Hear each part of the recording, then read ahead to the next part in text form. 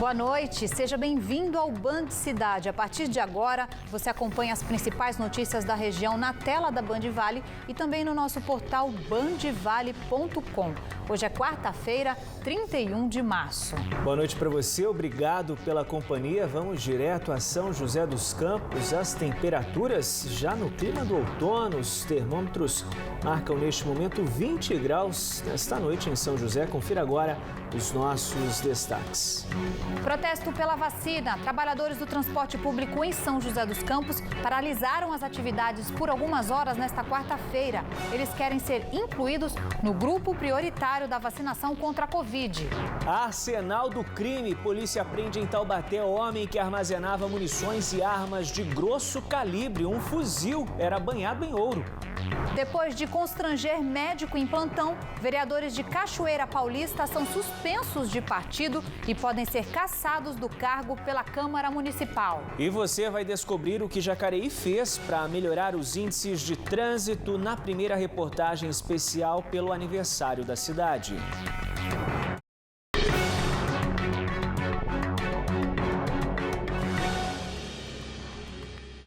Os funcionários da Ford participaram hoje de uma nova assembleia para discutir o plano de indenização da empresa. Mais de 800 pessoas devem ser dispensadas pela fabricante, que vai encerrar as atividades na planta de Taubaté e também no restante do país. Quem traz as informações para a gente é a Caroline Rossazzi, que está com o pessoal do sindicato. Carol, boa noite. O sindicato já conseguiu desenhar um plano de indenização para esses trabalhadores? Boa noite, Débora, Baldin, boa noite a todos que acompanham o Band Cidade. Sim, nessa assembleia que terminou por volta das 6 horas da tarde, o Sindicato dos Metalúrgicos apresentou a proposta de indenização para os trabalhadores da Ford. A proposta é de pouco mais de 2 salários por ano trabalhado. O presidente do sindicato está aqui comigo, como você mesma falou, tem mais informações para a gente. Cláudio, como é que foi essa conversa com os trabalhadores? Boa noite. Oi, boa noite. Primeiramente, nós temos que ver que é um momento delicado para todos os trabalhadores e trabalhadoras. Nós estamos falando de encerramento, tem família envolvida, o momento do Covid, né? Então o ânimo dos trabalhadores estão exaltados. E o objetivo do sindicato é acatar sempre a vontade da maioria. Nós apresentamos para os trabalhadores a proposta. Os trabalhadores ouviram a proposta, nós colocamos em votação. A votação foi uma votação dividida, duvidosa. Os ânimos começaram a se acirrar, nós preferimos finalizar esse processo, vamos arrumar um mecanismo de apuração fidedigno para que todos os trabalhadores tenham a certeza daquilo que vai acontecer diante da proposta apresentada pela Ford. E já tem uma data prevista para que aconteça essa votação?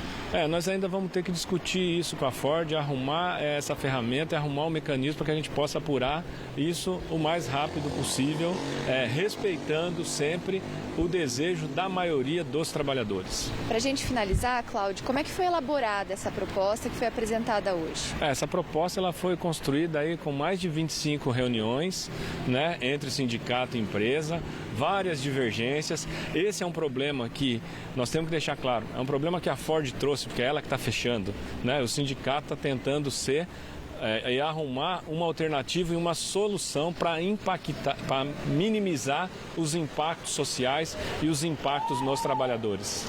Ok, muito obrigada, Cláudio, pelas suas informações. E olha, por nota, a Ford informou então que aguarda o resultado final da votação, que ainda não tem data para acontecer. Volto com vocês no estúdio. Valeu, Carol, pelas informações. Motoristas e cobradores de ônibus de São José dos Campos fizeram um protesto hoje e paralisaram parte da frota por 2 horas. Eles pedem que a categoria faça parte dos grupos prioritários para vacinação. Os ônibus ficaram parados em frente ao prédio da Prefeitura de São José dos Campos. O ato causou congestionamento na Avenida Senador Teotônio Vilela, sentido zona leste da cidade. O protesto durou 2 horas e paralisou 60% da frota do transporte público, de acordo com o Sindicato dos Condutores. Os motoristas e cobradores pedem que eles sejam considerados público essencial na vacinação contra a Covid-19. Segundo o Sindicato dos Condutores, já foram 10 vidas perdidas para a Covid-19 de motoristas ligados ao transporte público desde o início da pandemia na cidade. Se é chamado como serviço essencial, por que na hora de vacinar os companheiros não é essencial? Então essa é uma reivindicação do trabalhador junto com o sindicato, que o prefeito dê uma atenção maior para os trabalhadores. O Clóvis é motorista de ônibus há 10 anos. Ele diz que este é o pior momento da carreira dele devido à pandemia do coronavírus. Por dia, o Clóvis chega a ter contato com até 1.000 pessoas. Por isso, o motorista confessa que trabalha com medo de ser infectado pelo vírus. É preocupante para nós, nossa família, nosso familiar, nossos amigos, tá aí internados. Por nota, a Prefeitura de São José dos Campos informou que segue os critérios de vacinação estabelecidos pelo Estado. Hora da nossa conexão com a Rádio Band Vale FM em São José dos Campos. E quem conversa com a gente é ele, Beto Gomes, atualiza todas as condições das principais rodovias da nossa região. Beto, boa noite. Como é que está o movimento na Floriano Rodrigues? Boa noite, Débora. Boa noite, Otávio. A todos que acompanham a Band. Movimento tranquilo agora, tanto para quem sobe quanto para quem desce a rodovia. Nesse momento não há grandes complicações, não.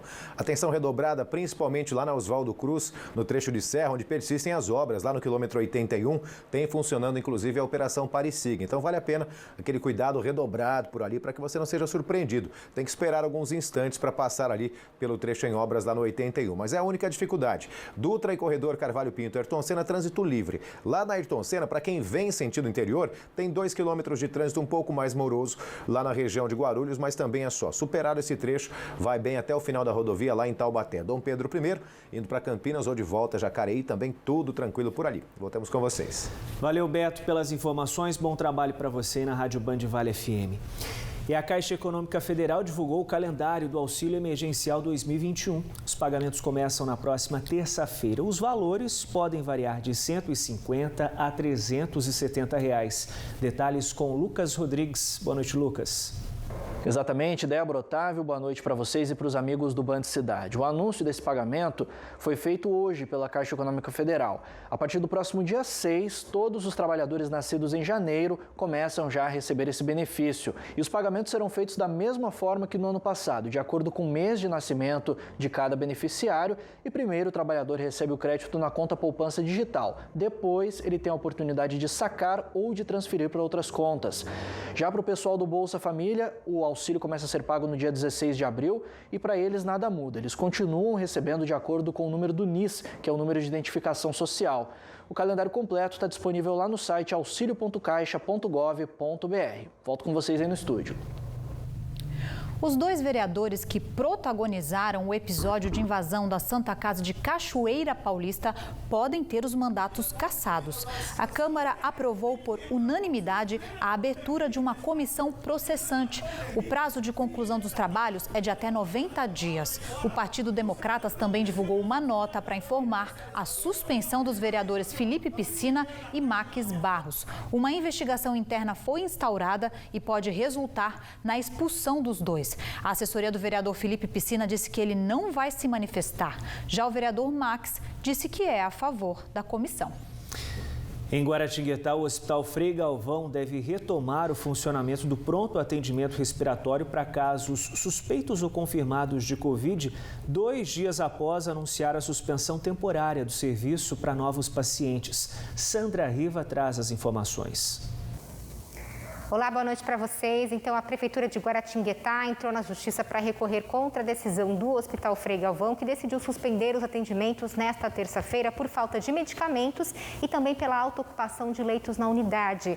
A medida também foi tomada para assegurar assistência aos que já estão internados no local. A Justiça, então, determinou que o hospital retome o atendimento imediato sob pena de multa diária de R$10 mil e em até 24 horas. A juíza entendeu que a suspensão do atendimento poderia prejudicar ainda mais o atendimento na cidade e sobrecarregar as outras unidades de saúde de Guaratinguetá. Em nota, o hospital confirmou que foi notificado e lamentou a decisão. Ainda reforçou que a grande parte de leitos de UTI e enfermaria pelo SUS para atendimento Covid está concentrada no Hospital de Campanha e Santa Casa de Guaratinguetá e que há apenas 2 leitos de UTI na unidade, sendo que ambos já estão ocupados por paciente com a doença. Em Taubaté, um homem foi preso com forte armamento. A perseguição ao bandido começou na capital. Informações com Rauston Naves. Boa noite, Rauston.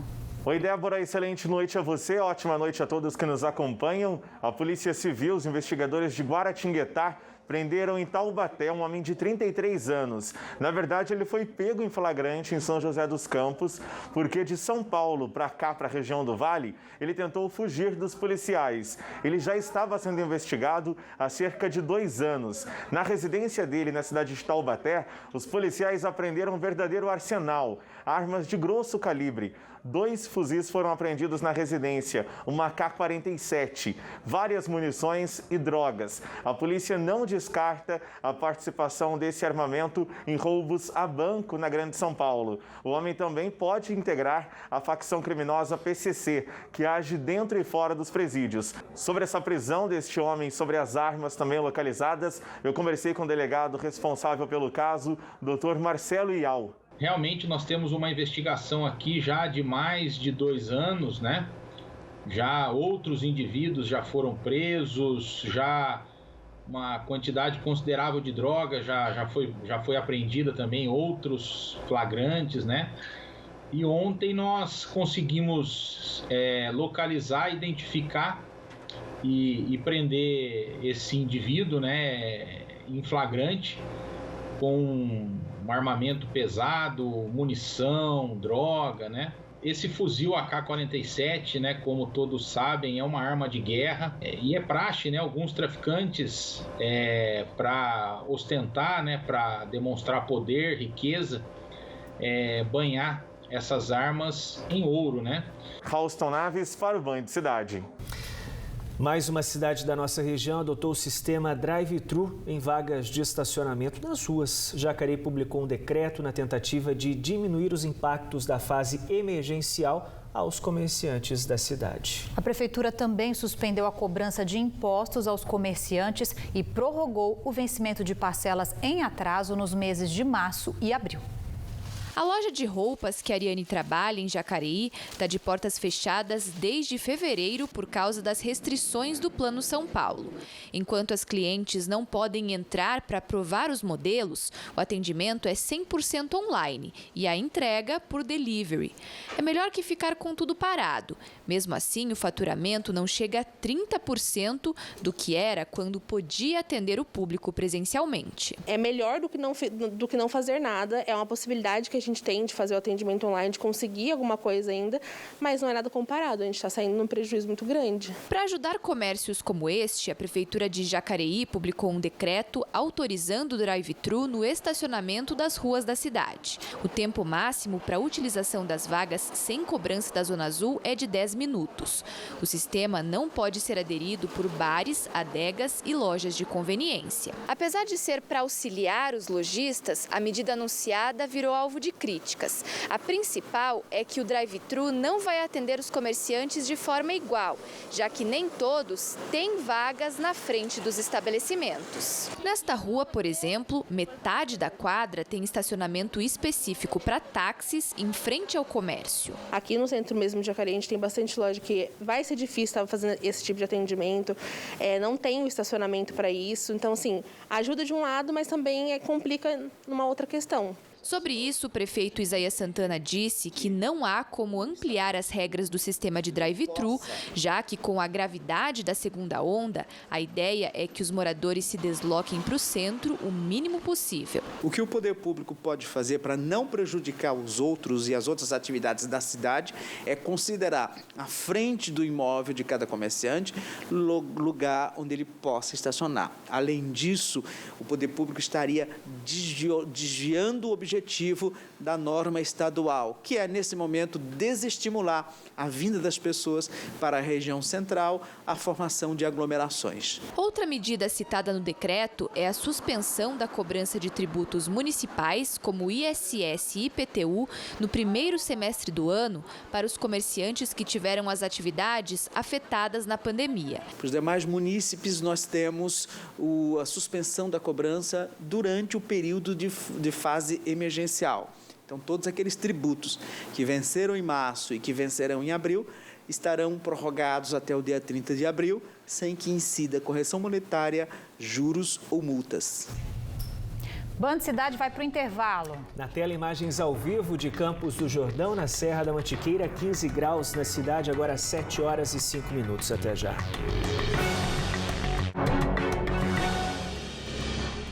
O governo do estado antecipou a vacinação contra a Covid para quem tem 68 anos. A nova data é nesta sexta-feira, feriado. 340 mil pessoas devem ser vacinadas nesta nova etapa. Para cumprir o calendário, a chegada das doses aos municípios deve ser concluída até amanhã. Entre as grandes cidades da região, Jacareí, Taubaté e São José dos Campos só devem começar a vacinação desse público na semana que vem. Cadeiras vazias. Nesta quarta-feira, a procura para receber a segunda dose da vacina contra o coronavírus foi baixa nesta UBS no Parque Industrial em São José dos Campos. Idosos a partir dos 77 anos devem se vacinar para completar a imunização. Para quem recebeu a segunda dose, como a dona Lourdes, a sensação foi de felicidade. Estou feliz que agora já completou, né? Graças a Deus. Durante o feriado da Páscoa, a Prefeitura de São José dos Campos anunciou que vai suspender a vacinação, que só deve ser retomada na próxima segunda-feira. Hoje, o governo do estado anunciou a antecipação da vacinação para pessoas com idade a partir dos 68 anos já nesta sexta-feira. Cerca de 340 mil pessoas devem receber a primeira dose. Mesmo assim, São José dos Campos vai iniciar a aplicação das doses para este público-alvo só na semana que vem. A expectativa agora é que na próxima semana, São José dos Campos receba cerca de 11 mil doses da vacina contra a Covid-19. Essas doses devem ser suficientes para o início da vacinação para quem tem 68 anos e para a segunda dose da Coronavac para quem tem entre 75 e 76 anos na cidade. Assim que chegarem as doses, nós vamos então formular qual será a estratégia, anunciarmos então como será para a semana que vem a distribuição dessas doses ao longo da semana. Em abril, o estado também prevê imunização dos profissionais de educação e também das forças de segurança. Segundo a secretária de Saúde, neste caso, a vacinação vai ser responsabilidade do estado. Vai ser de gestão totalmente do estado e serão dadas dentro do batalhão da Polícia Militar para todos os todos os servidores de segurança pública, e não vai ser pela nossa rede municipal. Seu Gilberto recebeu as 2 doses da vacina e já está imunizado. Mas ele sabe que enquanto a pandemia não acabar, o jeito é reforçar os cuidados e ficar em casa. Na rua, se a gente bobeia, a gente pega qualquer resfriado, qualquer tudo que não é bom, às vezes a gente pega na rua. Então o melhor agora é ficar em casa. Fica mais em casa quando pode, quando precisa sair, tem que sair também, né? Mas pelo menos a gente não sai mais com aquela mesma frequência que a gente andava antigamente, né? O tempo segue firme na região, com previsão de baixas temperaturas nos próximos dias. Informações com Desirê Brant da Somar. Boa noite, Desirê. A frente fria continua seu avanço pela costa do Sudeste. O sistema já está na altura do Rio de Janeiro, Espírito Santo, mas os ventos que sopram do mar ainda mantêm uma grande quantidade de nuvens na faixa leste de São Paulo e a possibilidade de chuva a qualquer momento do dia. Além disso, por causa da mudança na direção dos ventos, a temperatura fica mais baixa. Por isso, a quinta-feira terá sol entre nuvens em Taubaté e máxima de 25 graus. Na sexta-feira e também no sábado, tem previsão de chuva fraca, com máximas em torno dos 24 a 25 graus. No início da semana que vem, também poderá chover, mas o sol vai aparecer mais vezes e aí esquenta um pouco, com máxima de 27 graus na região. Em São José dos Campos, quinta-feira de tempo firme, sexta também. No fim de semana deve chover fraco e a temperatura fica mais baixa, com máximas de 22 graus. Na segunda-feira, aos pouquinhos, a temperatura volta a subir. Depois do intervalo, os investimentos no trânsito em Jacareí. Na tela você vê Caraguatatuba, no litoral norte, 19 graus na cidade neste momento. Hora certa para você, 7h11.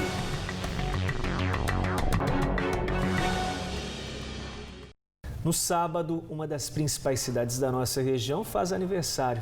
É Jacareí, completa 369 anos. O município, onde vivem 235 mil pessoas, é considerado o mais seguro no trânsito da nossa região. O índice compara cidades com mais de 100 mil habitantes. E para chegar nesse resultado, a Prefeitura de Jacareí investiu em várias frentes, na educação do trânsito, em ciclovias e no monitoramento com câmeras.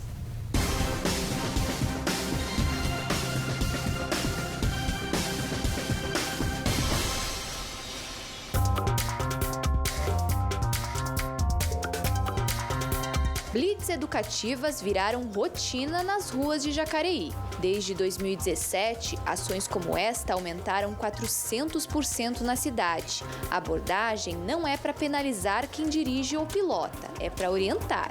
Quanto mais pessoas conscientes no trânsito, menos chances de acidentes. 94% dos acidentes são causados por falha humana. E a gente identificou que os últimos acidentes estão relacionados a falhas humanas de motociclistas. Então, com a abordagem na rua, no ambiente onde eles estão dirigindo, a chance disso ter uma absorção melhor e um aprendizado melhor é claro. Então, a gente intensifica as blitz educativas como ação de mudança de comportamento na rua. Nos últimos 4 anos, a intensificação de ações como esta ajudou a cidade a ser uma das mais seguras no trânsito da região. De acordo com dados do Infusiga, Jacareí registrou em 2020 57% menos mortes no trânsito que no ano anterior. De 19, o número caiu para apenas 8. É a cidade do Vale do Paraíba, com mais de 100 mil habitantes, que registrou o menor índice de mortes no trânsito no ano passado. É importante, se os motoqueiros também não abusarem, né? Tomar devidas precauções para andar com cuidado. É muito importante. E até mesmo os motoristas de automóveis, né? Tomar cuidado com os motoristas, com os ciclistas também, né? Com os motoqueiros. As blitz educativas fazem parte do Plano Municipal de Segurança Viária, que tem colocado em prática iniciativas em todos os modais. Outro exemplo foi o aumento de ciclovias, de 3 para 15 quilômetros de extensão, o que também já trouxe resultados positivos. No ano de 2016, 6 ciclistas mortos e tínhamos 3 quilômetros de ciclovia. Agora, no ano de 2020, temos 15 quilômetros de ciclovias e apenas 1 ciclista morto. A implantação do COI, o Centro de Operações Integradas, em junho do ano passado, também ajudou a melhorar o trânsito. Aqui é feito monitoramento 24 horas por dia das imagens de 117 câmeras instaladas pela cidade. O COI também traz benefícios para a segurança pública. Uma parte das câmeras tem a função de capturar imagens em 360 graus, o que ajuda a resolver e até mesmo inibir crimes. Essas imagens, captadas em 28 de janeiro, levantaram a suspeita de que havia algo errado. A Polícia Militar foi acionada e encontrou dentro do carrinho de materiais recicláveis uma moto furtada. Os 3 homens foram presos. Este assalto, em agosto do ano passado, foi outro flagrante captado pelas câmeras. As imagens ajudaram a polícia a localizar os criminosos. Para o segundo semestre desse ano, a ideia é a gente ampliar o monitoramento com um grupo de posturas, talvez um grupo de defesa civil, um grupo do SAS, que é a Secretaria de Serviço Social, que possa utilizar dessa ferramenta também para monitorar a área deles, aumentar o número de policiais, aumentar o número dos nossos agentes de mobilidade urbana, para a gente poder realmente ter mais força de visualização no monitoramento.